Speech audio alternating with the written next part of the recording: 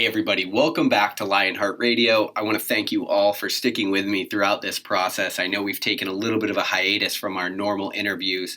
For those of you that have been digging the Lionheart Radio sideshow, I also really appreciate your feedback there. I'm actually kind of overwhelmed and surprised we had so much good feedback on that show. It's just kind of me and George talking about life and doing our thing and talking about the process of trying to do something in the world, and it's cool to see that resonating with so many people. And so now we're going to go back to Lionheart Radio, our normal long-form shows. You know, the goal of this show is to make people fitter, happier, and healthier, and we do that by interviewing elite athletes, coaches, and thought leaders from the active lifestyle and sports communities. And today is a great show to kick it back off with. I'm talking with sports psychologist Dr. Megan Cannon. You can see her all over the internet. She's actually been on ESPN Sports Center kind of breaking down what's going on with different athletes in the moment, and it's cool because she's such an expert in this psychology space that she can really speak from a point of clarity on what's going on there. And I think there's a lot that we can learn because as you listen to this conversation, ask yourself if this kind of stuff applies to you. If you're somebody that's active, I think it is. I think we all experience a little bit of performance anxiety. I think that we all experience a little bit of doubt in ourselves. I think we all kind of wrap our identity up in this thing that we do, whatever our outlet, whatever our medium, chosen hobby, passion, sport is. And so I would encourage you to listen to this with an open mind and really think about all the ways that you can apply the stuff that she's saying to your life, because she's definitely a wealth of knowledge in that space. And so from here on out, like I said, every Thursday we'll have the Lionheart Radio show back, and on Mondays we'll try to shoot for the Lionheart Radio sideshow. But without further ado, on to the show.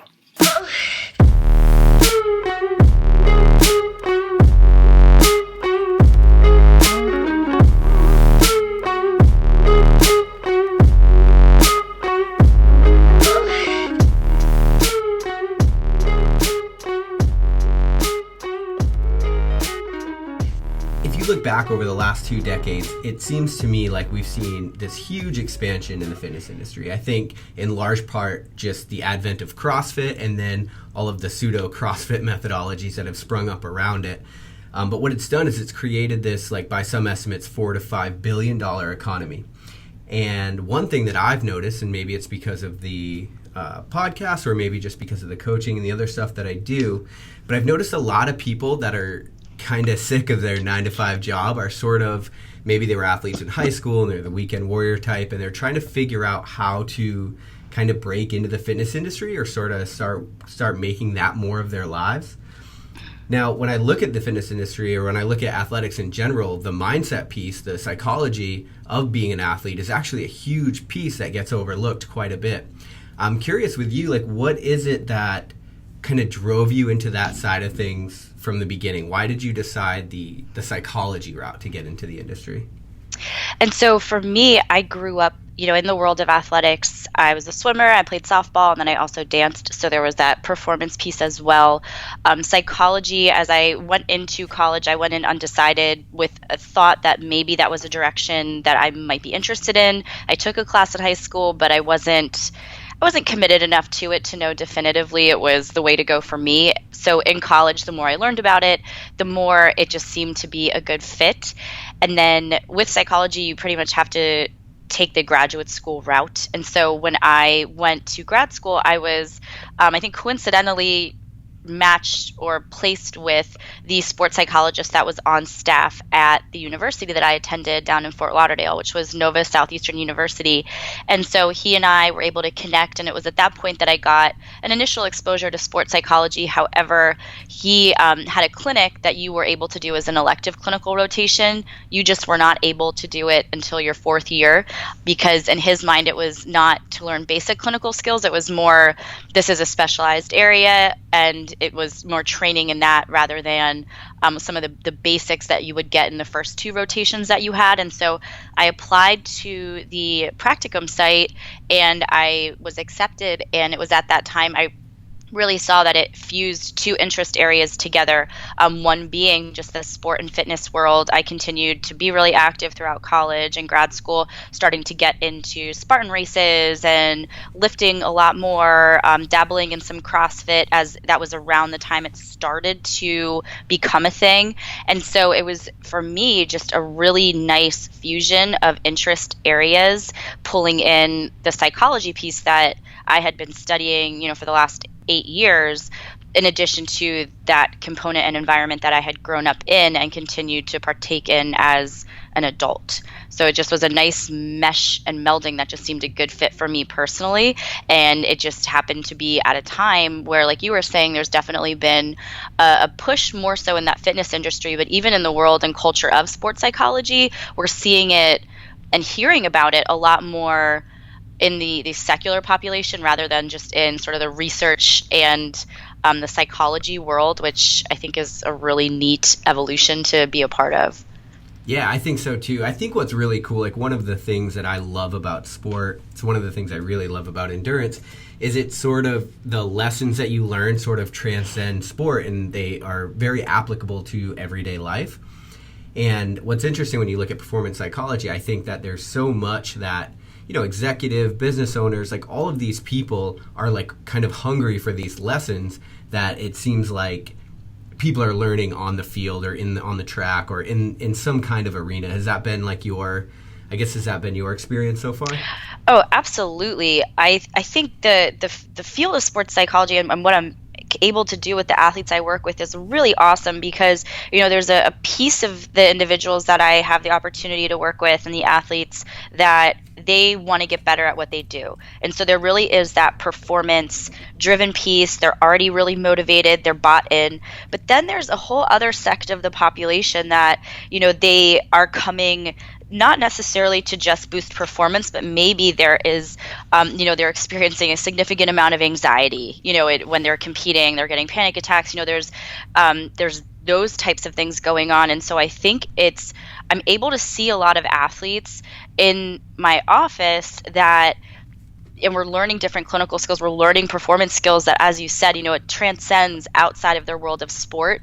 And so I'm getting to reach a lot of athletes and individuals that probably would not ever maybe seek working with a psychologist in any capacity. And so we're able to build those skills and they have that buy-in through their sport, but ultimately it translates to other areas of life. And so it's a really neat, I think, kind of hook for a lot of people that never maybe would do that, but then they're seeing the improvements not only in the area of sport, but then also in other areas of their life, since we don't exist in a vacuum. And so it's been a really neat process just seeing those athletes just having just that growth, internal and external to sport. And the unique thing about sport, whether you're talking about a 12-year-old, a 22-year-old, or a 32-year-old, is it is a pressure cooker a lot of times. And so we're able to see where some areas where maybe skills are a little bit weaker, in what, it's really unique to the sport world that there is that really competitive piece. And it's a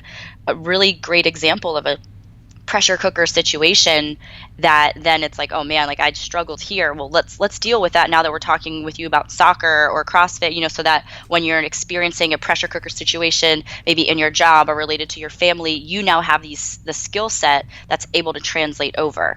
Mm-hmm. So when you're talking like about the struggles that you're seeing like pretty regularly, and I guess it doesn't matter from, like you mentioned, 12 up to 32-year-olds, What are like the most common struggles that you're seeing? Like where are people like really missing the bus from the psych piece of the equation?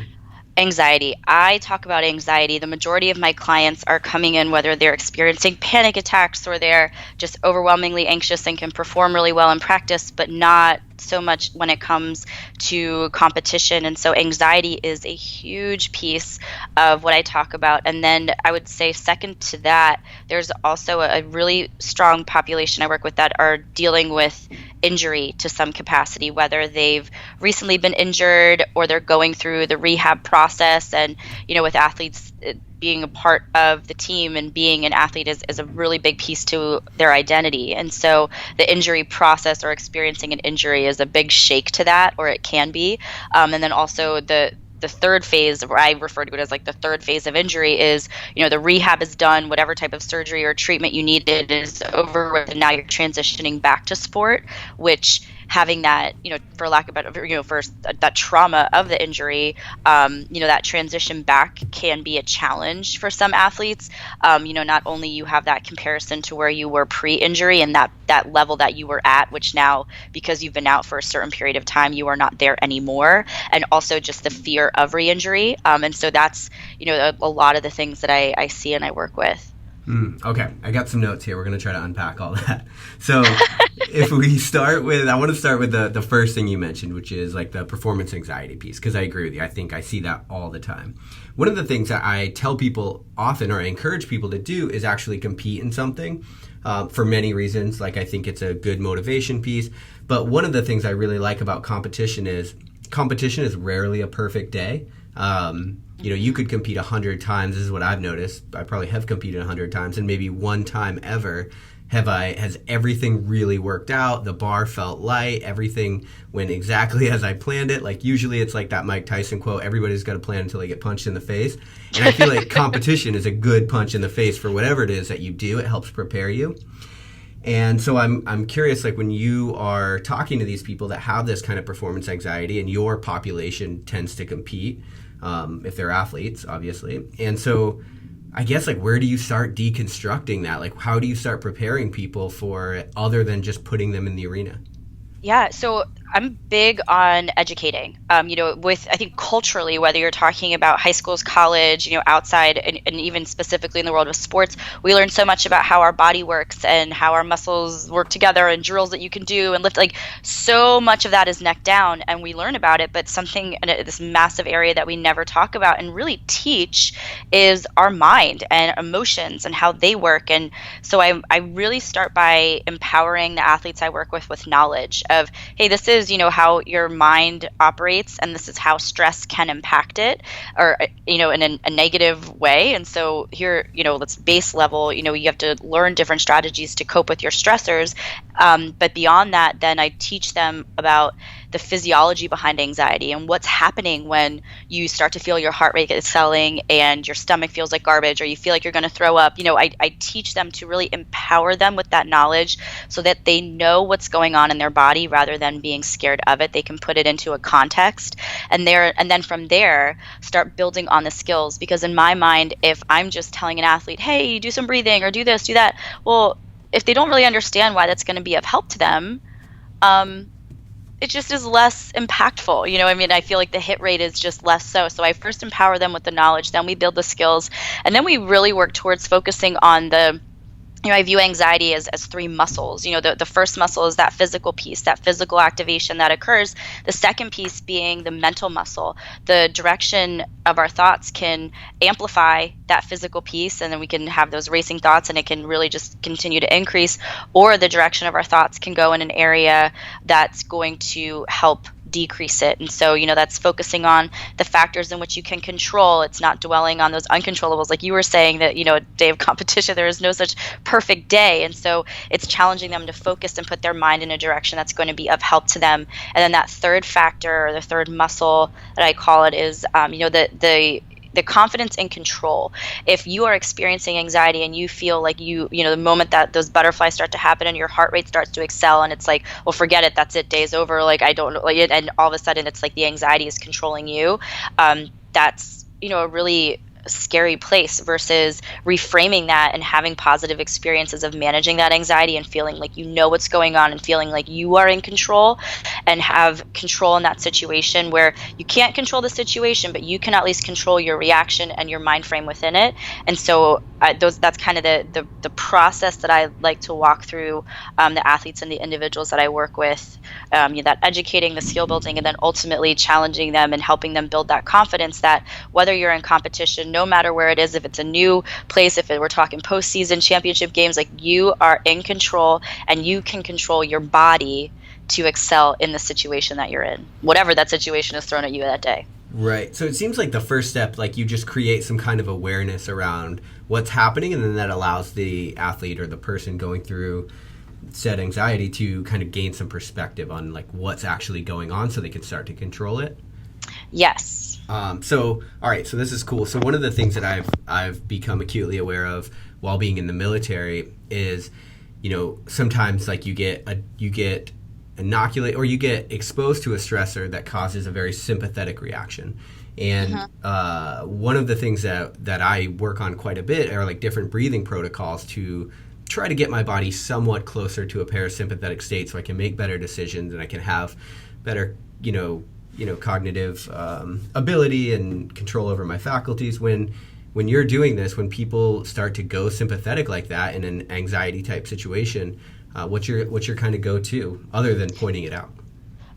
Exactly what you said, breathing. The only autonomic factor or, system response in our body that we can control as that activation is happening is ultimately our breathing. We can choose to exert control over it. Other times, like right now, as both of us are sitting here, it's just happening naturally. And so if we're able to start controlling that breathing, that is a dead on target in activating that parasympathetic nervous system. And so there's the nice domino effect that then happens where your heart rate starts to decelerate and, that kind of snowballs into it. And so I really focus initially on them taking control of that response and really trying to engage that parasympathetic nervous system. And then beyond that, because, if your body is still continuing to race, your thoughts race as well. But if you start to slow down, you then are able to gain control more so physically, and then also are able to take those thoughts into a direction that's going to be beneficial to you. But it really starts with that slowing of the body, and breathing is the best thing. Do you have a certain go-to breathing exercise that you use? Yeah, so I'll teach them just a pattern for breathing, 4-1-4-1, where they're inhaling through the nose for four very controlled counts of 4, pausing, and then exhaling for a very slow and controlled count of 4 again, and then pausing and repeating it. And so on one hand, if they choose to think of the counting, now although thinking of the physical piece, we're challenging our brain to stay in a direction that's going to be of help to us. And so it kind of hits on that piece as well. And I really encourage that, in the nose breathing, out the mouth breathing, since, we have so many capillaries within our nose that really move that oxygen throughout our body in a really efficient way so it can do what it needs to do. I almost compare it sometimes to a fast pass, like at Disney. If you have to breathe out in your mouth, that's cool too. You're still going to get on the ride. But if you're able to breathe in your nose because there's no allergies or colds going on, it's just going to be a bit of a more efficient way for you to take that control over your body and help slow it down. Okay, so because I'm not with it at all, can you explain that? So you have to breathe to go on a line in Disney? Oh, no.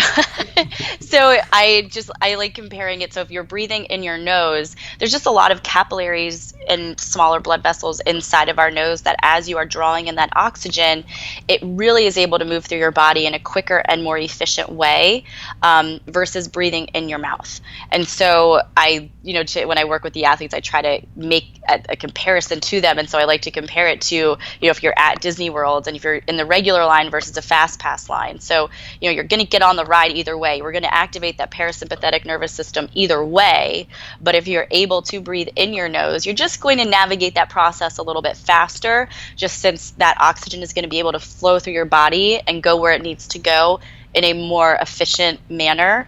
Breathing in your mouth, you're going to have the same impact, but it just might take a couple extra breaths, just kind of like going through the normal line at Disney. You're still going to get on the ride. You're still going to have fun. It just may take a little bit longer than if you had a fast pass. So I realize in me missing that right there, I'm actually a mouth breather. So no worries.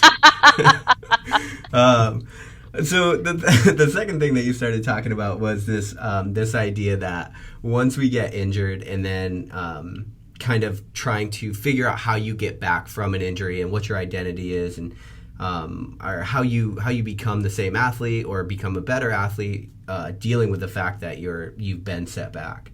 I think one of the things that happens to us is as definitely with high achievers, we tend to wrap our identity up in this thing that we do.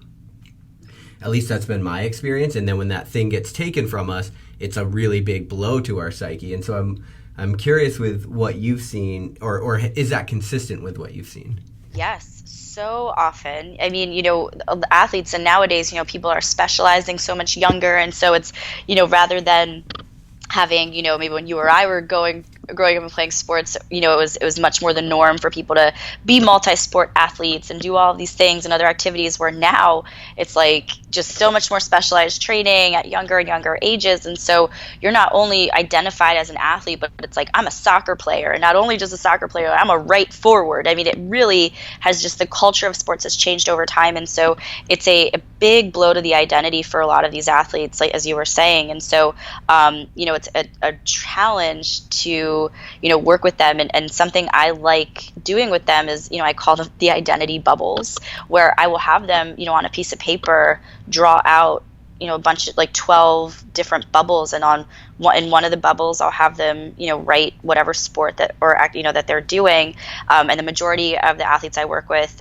collegiate athletes, and then some high school athletes, student is a kind of another automatic part or another bubble. But then I'll challenge them to identify the different roles and that they play in their lives, whether it's a son, daughter, brother, sister, friend, if they like baking, if they like hiking, if they like looking at the star, what stars are, we can call them astronomers, or if they like traveling. I really challenge them to take time and identify these other roles that we have. And then I talk just about, sometimes because the sport becomes the activity or the bubble that we spend the most time doing, it then overshadows these other things that we have and these other roles that we play that are all really important pieces of our identity.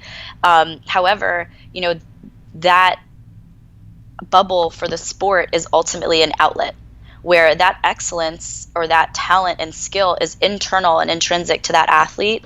That sport is just the vehicle right now that they're choosing to use as an outlet to let the world see the talent and the skill that they have. But there are all these other bubbles and all these other things, and a lot of the athletes, when we do this, it's really cool to watch, and I was doing this with athletes yesterday.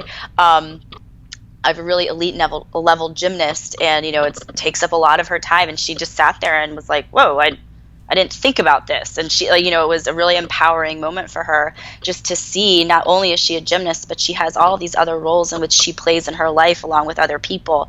And then I have had worked with some athletes where a result of whether it's concussions or other injuries, they had to retire from their sport, which is a real big identity shaker. And so, in viewing these bubbles just really right out there, and just talking to them about, this is just a vehicle right now. I mean, you are not, football or CrossFit or gymnastics. That is your vehicle, that you're able to show the world the talent and the skill that you have. That bubble over time may change and evolve and be replaced with something else, but ultimately you intrinsically have that talent and skill and that excellence. Right now you're choosing this, but what are other things that can then be there, whether you transition to working out and doing CrossFit. I've had some athletes that was the direction they chose to go, or do more bodybuilding type stuff, or other ones that got a job and it was the best thing that they ever did, And so I really like being able to show athletes, especially as you get up in those elite levels where it does take a lot of time, that you are more than just that. And I think that's an exercise that I really like doing, just to visually show them right in front of them how much more they have to their identity, since that injury process really, really can shake that foundation for them. Yeah, I think, so I have a couple of things on this. Like, I think one, we started out talking about injury, but even if, something to think about too, because I know a lot of people listen to this consider themselves a CrossFitter because they found this thing that now they're obsessed with, or a runner, or whatever it is. Even if you don't get injured and everything goes right and you win what you're trying to do and you become a champion and your identity is wrapped up in that thing, then, eventually you're not on stage. Like, there's, when you look at your life as a whole, there's a very small percentage of it that you're actually winning that thing or doing that thing.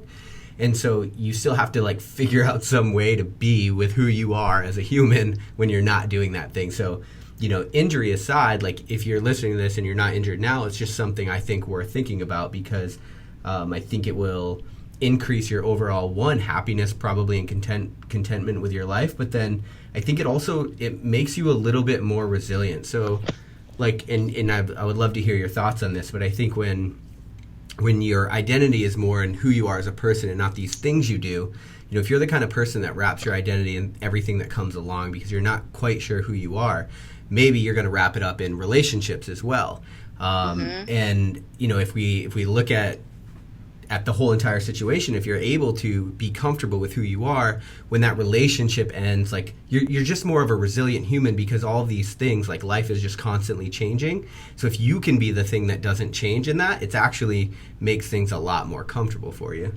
Oh, absolutely. And then, while you have that, that or stepping back perspective of seeing, you as the individual are you are the good stuff, and those are just the vehicles in which you let it out.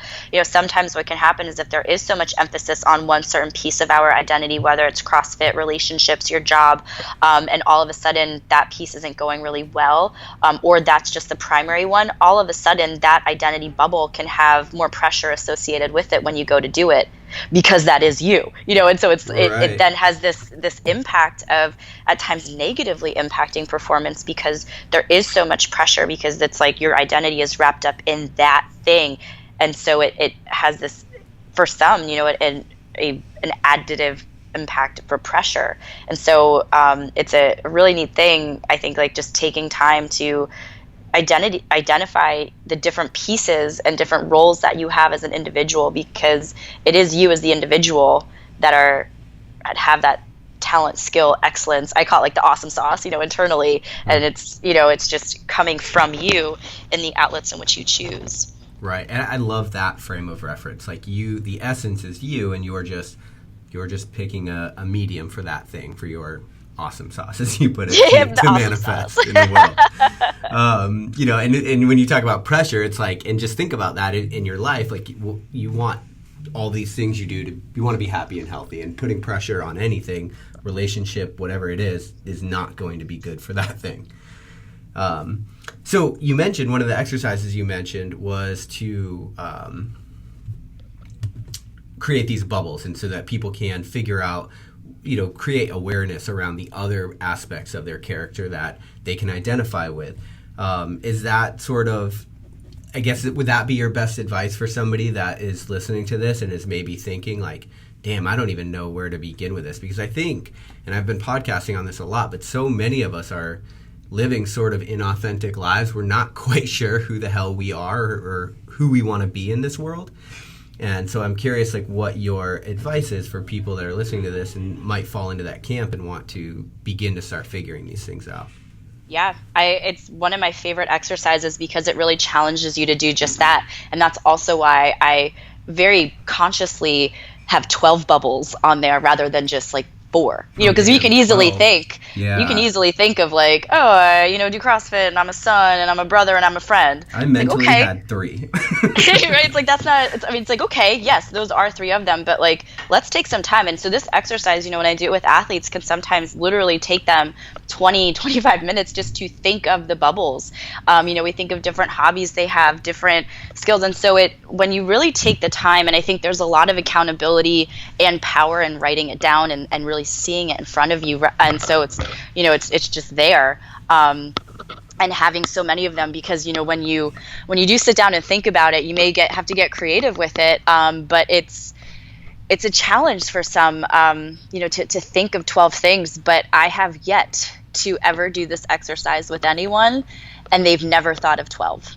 It takes some time. I even was doing one a couple weeks ago, and as we were going through it, we were on the 12th one, and one athlete was like, oh my gosh, and then there's this. And so I was like, add another bubble. There's no rule that you only have 12. If you can have more than that, great. And she was able to just naturally have a 13th, because as we got the ball rolling, or as she got the ball rolling, it was a really powerful moment just to watch like her face kind of change throughout it. And then as she looked at it, she realized, how much she was, and how many things roles she played in other people's lives, and it was really cool. And so there's a reason that there's more than like 3 or 4 bubbles on that. Yeah, that's super cool. So I think the obvious ones that people think of, like, okay, we got the athlete part, but then there's the role part, so father, son, daughter, uncle, granddaughter, whatever the hell you are, relationship, spouse. But what kind of stuff are you seeing other than that? I'm trying to get past 3 here. Yeah, and so for some, I'll challenge them to think of their hobbies, and so, Okay. it's like, okay, do you bake? Do you cook? Like, do you enjoy outdoors? Do you enjoy traveling? And so it's like, right, I'm a traveler, I'm a baker, I'm a painter, I'm a musician, and so even if it's these hobbies that you enjoy and have, that is a role that you have. That's something that, again, you are the person with the talent and the awesome sauce, and you're that individual.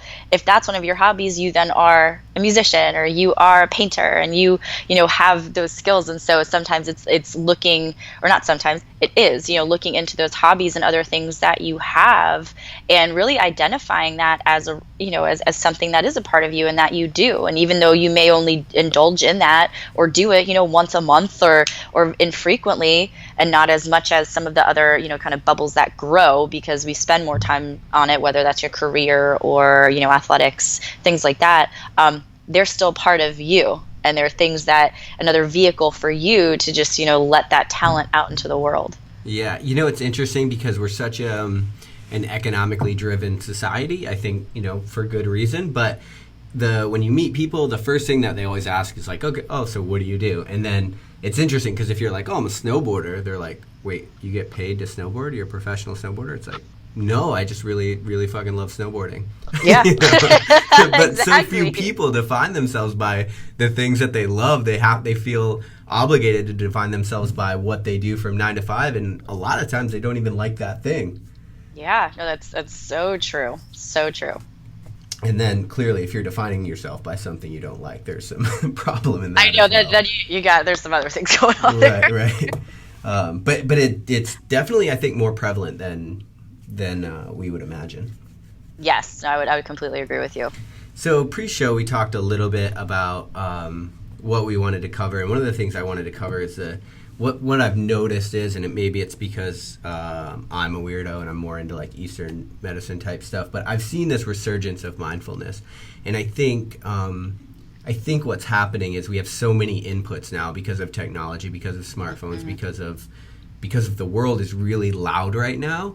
It Yes. seems like, and I saw that you've spoken on this subject before, so I sort of just wanted to get your input on it. But to me, it seems like there's this calling out for meditation and some of these more like old wisdom Eastern practices to just try to quiet the mind. And I'm interested if that's also what you've noticed in your work. Yes, and that's something I really, really work a lot with the athletes I work with is mindfulness. I was at a training once and I heard this phrase, and it was one of those moments where it was like a total head explosion, like, but, pressure rarely exists in the moment that we're in. It's because our mind is so busy thinking about the next thing, the next thing, the next thing, future, future, future, or dwelling on what happened yesterday, day before, practice before, game before. And so rarely are we actually fully in the moment, but we're experiencing pressure and anxiety and stress, but it's rarely ever actually in the moment that we're in. And so that's where I think that the power of mindfulness is so helpful, because it challenges you to just be in the moment and to be there, present. And so that's, one of the main pillars and factors of it is that awareness of your present moment, thoughts, reactions, feelings. But then the second piece to it, which is so powerful, is accepting whatever that feelings, reactions, thoughts are without judgment. So often there becomes this internal tug of war of like, oh my gosh, I can't believe I'm stressed about this, or what's going to happen next, and I hate that I'm angry with this, and we kind of beat up on ourselves for having uncomfortable feelings or uncomfortable reactions, which are just so natural to the human experience. And so it then is like this second layer of stress that we're adding onto ourselves. And so when we're able to have awareness of what's going on, accept those reactions for what they are, our body is like able to just go, like, okay. It's almost like our brain's trying to throw a little temper tantrum just to get you to like process it and to be aware. And then once you kind of accept that reality and you're aware in that moment, it's able to let it go. And not let it go to, I'm saying like, oh, never think about things and blah, blah, blah. Well, that's not at all what I'm saying. I'm saying let it go in terms of accepting, like, yeah, I am really stressed right now because I have this massive deadline and I'm not sure if I'm going to be able to complete everything I need to at that point in time. Yeah, so I am really, really anxious right now and a little bit nervous, and I'll be really embarrassed if this isn't able to happen. And so there's so much power and strength in having that awareness and accepting in the moment. And when we are able to have that awareness and just accept that that is what we're experiencing, our body is able to really just let it go a lot easier and a lot more successfully. So it's like just acknowledging it so that you're aware of it. You're not letting yourself off the hook or dismissing it, but you're able to maybe deal with it with a more clear head. Yeah, we're accepting it without that judgment, because so often what happens, and I talk about this a lot with the athletes that I do, and part of the reason why I'll do Spartans and Ragnars and things like that is to challenge myself to do this as well, is because if you're in a performance context or even in life, when our thoughts get carried away in the future or about what might happen or about what did happen, now we're adding undue stress onto our present experience, but also taking our focus away from whatever may help us perform in the moment. And so our head is like 50% in the future and 50% on your workout or competition or whatever that thing that might be is in front of you, which if you're only 50% paying attention to the factors that are going to help you perform, well, that's not going to help you perform at your 100%. And so there's that the 1-2 punch really of, let's bring our head back to the moment so we're not adding undue stress onto ourselves, but also being able to pay attention to the factors that are going to help you perform in the now. Yeah, I love this idea that pressure rarely exists in the moment, because I think that's lost on just about everybody. Yes. I mean, it's true. And honestly, when you are in a situation that actual pressure exists, you're probably in some kind of a flow state and dealing with it really efficiently. Yeah, especially if you're paying attention to what's happening in the moment, you're then paying attention to all of the factors and things that are going to help you excel there. And that stressful situation, that game is going to come, that project, that debt, like all of these things that we're stressed about in the future, it's going to come. It's not like it's not going to come. And so just worry about it in the moment when you're able to do something about it, rather than thinking about it for 3.5 weeks of like, oh my gosh, it's going to come anyway, whether you think about it a month and a half in advance or not. Right.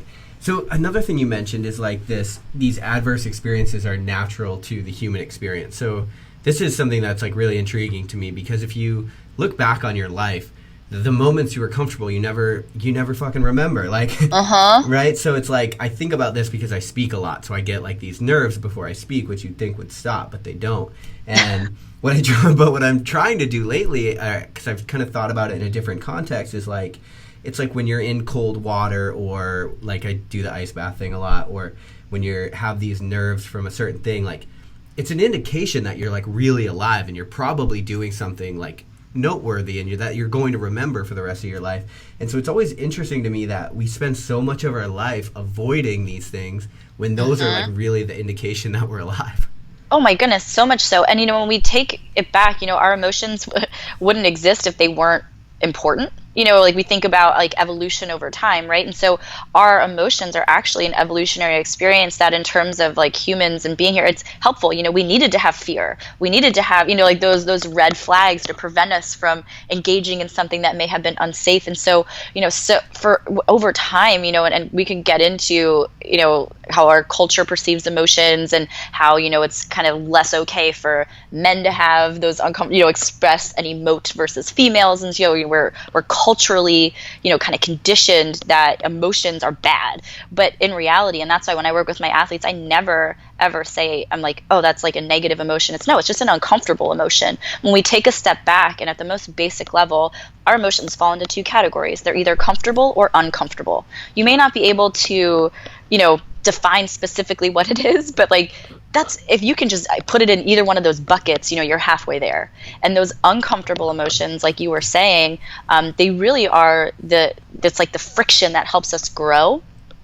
But for whatever reason, we just try to ignore them and stuff them and not admit to them, which then ironically typically make that uncomfortable emotion or those uncomfortable emotions more of an issue going forward for us, and ultimately more uncomfortable emotions, kind of come out of that. And so it's, our emotions are, when we take a step back and really just look at their function, they're really helpful things that help us guide through life. They've just, for whatever reason, really got a bad rap. Yeah, right. Right. And I think I guess we avoid discomfort. Like I wrote an essay about it a while ago, but the idea is like, why the hell are we trying to squeeze all of these moments out of our life? So one of the things you mentioned though is from an evolutionary biology perspective, like these were survival mechanisms. Like we had to stay away from that bush so that a lion didn't kill us, and the ones that didn't stay away from it, their family genes are probably not with us anymore. But most of that is biological baggage because now we do have survival on lock. Like we're pretty much good there. Like so it seems like now it's just a discomfort that you would have to deal with. And one of the things that I've started to notice is, you know, like, and I think you mentioned the difference there, like that's not pain, it's just discomfort. Like when you experience pain, that's typically like when you have more resistance toward the discomfort. Like that's what I think makes it a lot worse, where when you're just in an uncomfortable situation and you can acknowledge it and you can acknowledge that it's happening to you, it's actually not a painful experience. It's just something you more go through. Yeah, I compare it a lot of times to playing tug of war. You know, if I'm like, no, I don't want to feel this way. No, no, no, no. And you're fighting yourself in that uncomfortable emotion. But if you're just able to drop the rope, be like, yeah, I am really sad right now, or I am really bummed. I am really, really embarrassed, or really, you know, insert uncomfortable emotion here. You then are able to just gain a little bit of power back. And you're able to stop that friction, like you were saying, of just kind of fighting against it. Well, if we just drop the rope completely and it's like, all right, I'm accepting that this rope is here. I don't necessarily love that it's here, and I don't love feeling this way. However, I feel like this right now, and this is the reason why. You know, our thoughts and feelings and behaviors are so connected. And so if we're able to establish, what am I feeling? And then also, like, what are some of the thoughts that have, you know, that are going on here? You know, did the feelings start first? Did the thoughts start first? What behaviors am I engaging in that are maybe, you know, continuing to make this feeling there, or that have resulted in this feeling or this train of thought? You know, we're able to understand and really just have this next level of self-awareness that helps us navigate these situations in a more successful way. And it's not saying that life is gonna be sunshine, butterflies, and rainbows. Like that's not reality. But if we're able to work with the uncomfortable emotions and understand them better, we're able to work with them a lot more successfully.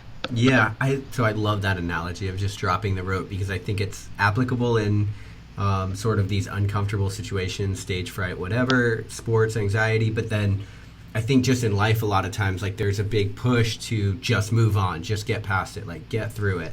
And sometimes I think you just got to sit with it and acknowledge it and be like, dude, this fucking sucks. Like this hurts. Like it's okay though. It's okay to hurt. Like you just had a huge breakup, or you just had whatever, and a diagnosis, whatever. Like I think we do ourselves a disservice. We don't maybe learn what we need to from the situation if we just try to push past it all the time. Yeah, I wholeheartedly agree. You know, to circle back to that point you said initially when we kind of got into this topic, is our growth comes from those times of challenge and those times of being uncomfortable. You know, it doesn't come from the sunshine, butterfly, and rainbows times, you know, or at least not significant growth. And so our ability to sit with those emotions and be aware with it, you know, we're going to come out the other end, no matter what the situation is, as a stronger human being. And ultimately, we're then open and receptive to all of the lessons or all of the wisdom that that situation and that discomfort is showing us. Do you think that you mentioned the difference between thoughts and feelings and which one comes first? Can you, I guess, like, I'm not super educated in this area, but can you use one to influence the other when you're going through these moments, and do you recommend doing so?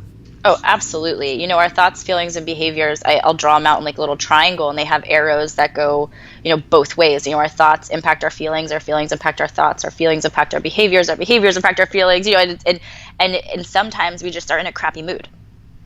And right. then, you know, Right. and then, you know, other times we're just have these like really negative thoughts. And so there's not always like, it always starts with the thoughts and then it goes with the feeling. You know, it's sometimes we're just in a crappy mood, or sometimes we just are stuck in this train of thought, and it's going. You know, speaking back to that mindfulness stuff of like when our thoughts just race forward, well, then it's going to impact our feelings. And so if we're able to have awareness not only of our feelings, but then also what our thoughts are, you know, there are some days where, you know, it's not easy, but, you know, you can make a choice where it's like, okay, am I going to let this ruin my day right now? Am I going to continue to dwell on this, or am I going to choose to stop thinking about it, or think about something else? Am I going to choose to view this situation in a different way so that it then, dominoes back into our feelings and then being able to be, in a more comfortable position emotionally throughout the day. And so the relationship between our thoughts and feelings and behaviors, I'm always like, they're like the three best friends. They always like to hang out together. If they're going in a negative direction, the other two are going to follow. If one's going in a more positive direction, the other two are going to follow too.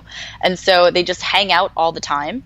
And the quality of our thoughts definitely impact our emotions and our behaviors and vice versa.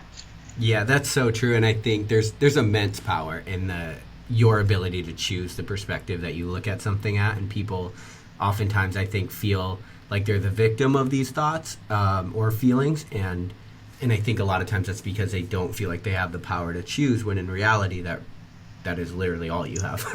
Right. And so often we think, like exactly what you said, like we don't have control over our thoughts. And however, we are the ones that have control over our thoughts. Our thought patterns, just like, in lifting, if you have like a bad habit, they happen sometimes and you have to work towards establishing a better habit to gain proper form back. Well, sometimes, our thought patterns are also habits as well. And we sometimes develop not so great habits, over time, or in more stressful situations, our thought patterns may just have over time, it's all of a sudden, it's like you engage in them. Well, what if, or we're all of a sudden filtering out all of the positive details of a situation, a stressful situation, and focusing only on the negative stuff. I mean, it's habits. It's just like lifting, like where you, at times, your form gets off. And so you just have to work a little, and you have to think a little bit more about, that particular lift or that particular exercise to just, reestablish that good form. Same thing with our thoughts. They ultimately are habits, and we can have good habits. And then other times we just have bad habits, and, our thought patterns are no exception. So you mentioned behavior in there. We get these thoughts around our different behaviors, which can sometimes, adversely impact them. What is and again, I'm a mouth breather here, not an expert in psychology. What is your idea about using your behavior using your actual physical state to change your feelings and emotions? So, like, maybe you're having one of these days where you feel disconnected, or you're just like, your mind is racing away. Like, what is your thought on using some kind of behavior, like, to change your physical state, your physiology, in order to influence those things? Like, I know for me, sometimes I just need to go for a run, and it's like the best therapy I can imagine. It's not that I'm working through these issues in my head as much as I'm just changing my state, it seems like. Oh, absolutely. And that was literally the example I was going to use, is like, you can choose to go on a run, or you can choose to sit on a couch and like mope around. Even our body language and posture, even as simple as if you're in a miserable mood and just walking down the street, or like, wherever you are, and like smiling at someone and having them smile back, like that behavior in that moment, there's going to be a positive shift. And I'm not saying we're jumping to the other side of sunshine, butterflies, and rainbows all the time. However, if we're able to make behavior choices, even if it's, choosing something that you enjoy for dinner, or choosing to go on a walk, or choosing to go and engage in an activity that you enjoy, if it's painting or coloring, or whatever that might be, our behaviors can really help impact our mood. I know there's been like the adult coloring books have been a craze as of, I would say like the last like year and a half, because, as you just sit there and engage in this activity, which is, seemingly pretty mindless, it helps relax our thoughts. It helps make us feel a little bit more at ease. And so we can totally choose to engage in behaviors that really help push that triangle into a more positive direction. There's so much research out there of the positive impact of exercise and working out on our mood and our, biochemistry. And then, you're even thinking of meditating or yoga or things like that. We can choose to engage in behaviors that then help that domino effect go into a more positive or comfortable direction. Yeah, I would recommend the book Spark for anybody listening that's interested in how exercise affects the mind, because it's really cool. Do you think that it is more important to go with when you're in these sort of bad frame of mind and you're trying to change it, or negative frame of mind, do you think that it's more important to go with a hobby or behavior that you recognize, or something that's more novel to you? I think it depends on the person, Okay. and what they need right at that moment. I think there's a lot of merit in challenging yourself to do something uncomfortable and being in those moments of, sucking at something Right, and, right. and Yeah. trying something new where it's just like the most humbling experience of all time. And then there's also, a lot of power in conquering something new. And, that builds our confidence in a different direction of just like, wow, I'm really good at skiing. I tried snowboarding and that was an awful day. But you know what? I did it. I tried it.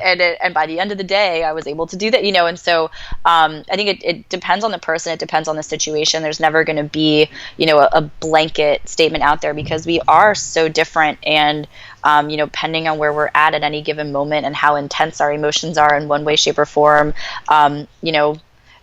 sometimes it is engaging in something that is just a simple hobby that you just do all the time and it just brings you joy, and other times it is getting out there and like, all right, I'm going to challenge this new task or tackle this new challenge today, or whatever that might be. And so I think bringing it back to that awareness, it's being aware of what we need. And there's a lot of power in that. Like sometimes we just need to complain and vent and just get it out. And other times we need advice. And other times, we need friends or our support systems to be there in other ways. Sometimes we need to sit and cry. Other times we need to get ourselves up and go on a run, And so it's having that ability to know what we need in that moment and navigate it from there. Yeah, and I think that's what makes it so hard to give really good advice for those situations, right? Like that's why sometimes the like own your shit, get up and get out of here, like don't stay in this place too long is good advice. And then there's other times where, like you mentioned, it's like just acknowledge it and live with it and just be with it for a moment. Yeah, absolutely. Individual differences, man. It's Yeah. situational and individual differences. Right. I guess that's job security for you for for a long time because there's no ebook that's gonna like help people figure their shit out, I guess. This is not a lie. Right. So the final question I ask every guest, and it's the Lionheart Kicker. It's based off advice. If you could give blanket advice, it were guaranteed to be translated into every language. Everybody in the world would hear it. They might not all follow it because people are dicks, but they would definitely hear what you said. What would you tell people? Are you ready for this like beautiful full circle moment here? Yeah. It's just breathe. Just breathe. Freaking breathe. Take a deep breath, control the pace of the situation, breathe. It automatically slows our body down. It has such a powerful and mind clearing effect that if you're in a stressful situation, or if you're in a joyous situation, or if you're just in a crummy mood and you just take a cleansing deep breath, it has such a positive impact on our body, on our mind, on slowing us down, on allowing us to just have a moment of peace in a potentially tumultuous situation.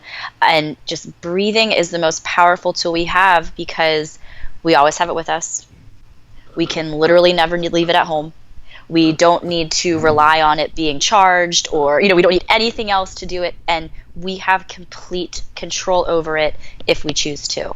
And so getting in the habit of whether it's, sitting for a few moments a day and taking a couple deep breaths, or even setting a reminder on your phone once an hour to just take a deep breath, it is just so beneficial. And so that would be literally just breathe. I love what you said there about controlling the pace of the situation. That is huge. Yes, so frequently, especially when we are in those intense moments and situations, again, full circle, our sympathetic nervous system is just like ramping up and ramping up. And so our body starts to speed up, our thoughts start to speed up.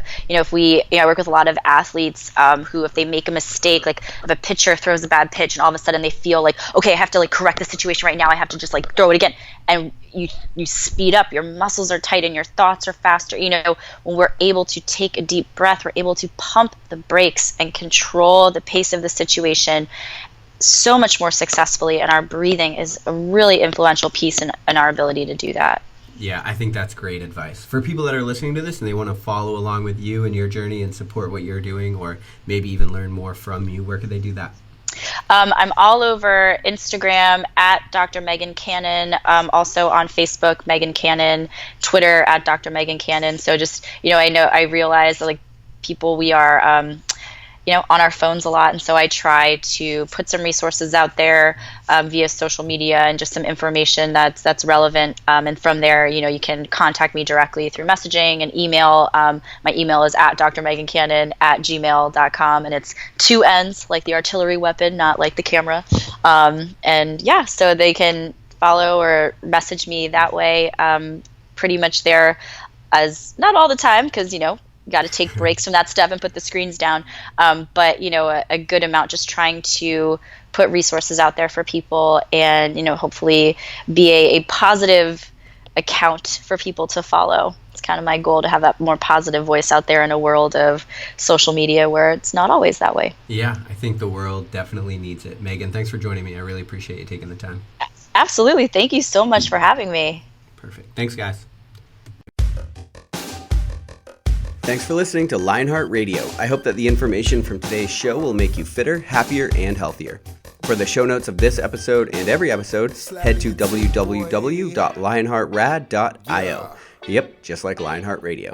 And please, if you have the time, head over to iTunes and give us a 5-star rating. It really helps us to know that we're on the right track and delivering you reliable information and value. As always, feedback is welcomed. If you have any comments on the show or would like to suggest a guest, send me an email at rick@luavive.com. That's LUAVIVE.com. Thanks for your support, and we will see you next time. Bitch, I feel good. Don't I look stupendous? My shine is so endless, and shit you can do to end this. Even when I'm dead, niggas still gon' bump that chip shit. Coke, white, Escalade on cinches for you dipshit. So you won't forget this. Midwest nigga be the coldest. Cleveland.